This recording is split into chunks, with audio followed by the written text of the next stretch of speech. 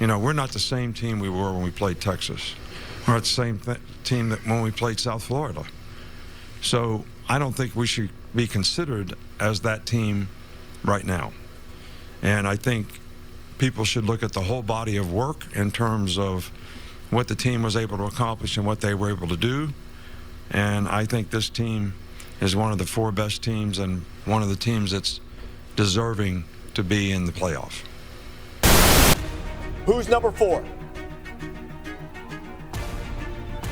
And Alabama returns to the playoff, and so we have another unprecedented situation as Florida State winds up at number 5, and Florida State is the first undefeated champion from a Power 5 conference to fail to make the field in the college football playoff era.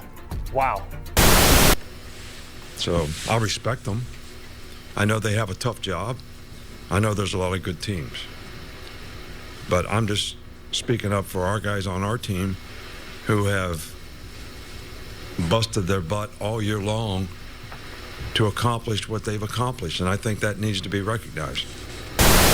All right, now that we have the top 4 teams revealed in the college football playoff set, a lot of people are questioning if the 4 selected teams are the best and deserving to play in the postseason. Now, I think it's understood that an undefeated Florida State team truly deserved to be a part of that top 4 and had no business being left out. Just like I believe, despite a 3-point loss, Georgia was the best and deserving 1-loss team. Just like at last year when TCU lost their conference championship to Kansas State, also about 3 points. They still got in, and they weren't even number 1 coming into that game. And we saw what happened when they faced a true heavyweight in Georgia. They left to the crime scene in that national championship. And now Georgia is out. So the rules that helped TCU get in last year does not apply for Georgia this year. Just saying. But looking at how Florida State's quarterback sacrificed it all on that field to help that team win. I mean, nobody saw that injury coming.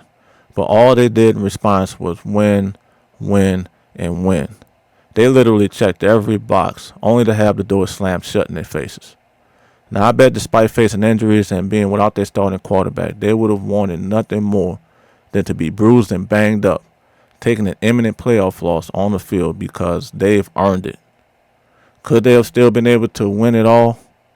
We'll never know. You know, I was just hurt for our players. I mean, to be honest with you, that was, it was one of the tougher moments I've had to experience, and just for all that they've done. You talk to a team about responding to adversity, getting up and going to give all that you can to be able to find a way to win a college football game. And like Coach Smart said, it is hard. I mean, it's hard to do. It's hard to especially when you face some of the adversities that we've had here this year, whether it's injury or just different things to overcome. But it's all part of it. But feelings aside, and I mentioned this previously, any of those teams ranked 1 through 8 can make a run in the postseason. Now, had the committee selected any 4 teams out of the 8 based solely on probability of winning it all, they would have gotten it right regardless. I mean, there would have been no wrong way of selecting the 4 best teams. And let me remind the college sports world of one thing. Chaos and controversy is part of the brand. And we know this. We've just witnessed another chaotic and controversial classic. But here's what I got to say to the selected teams. Michigan, this is your year. You're now the number 1 team with the number 1 defense. Handle your business. Washington, you've been doubted all year. You're in. 2 more games. Handle your business.